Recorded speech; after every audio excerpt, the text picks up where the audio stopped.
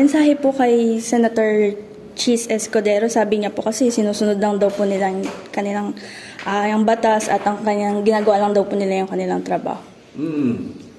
Pwede mabuti kung sinusunod yung mga batas at saka yung mga rules and procedures pagkat ako'y mahigpit doon.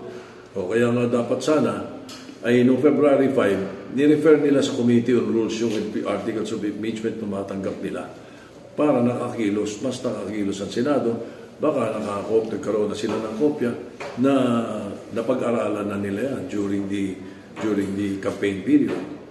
And message din po sa mga senators na sinasabi niyo po na hindi sumusunod sa mga rules and procedures.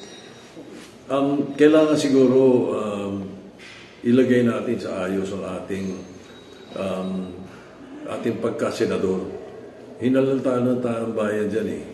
Ini-expect nila na tayo ay susunod sa mga proper decorum, sa proper ethical standards, sa proper rules and procedures na dapat sundin ng isang legislator. After po, ano po ba ang kaibahan ng impeachment procedure noon tapos sa nangyari nito lang nakaraan?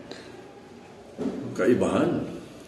Well, noong first two impeachment namin, na matanggap namin na sinunod namin ang mga dapat gawin.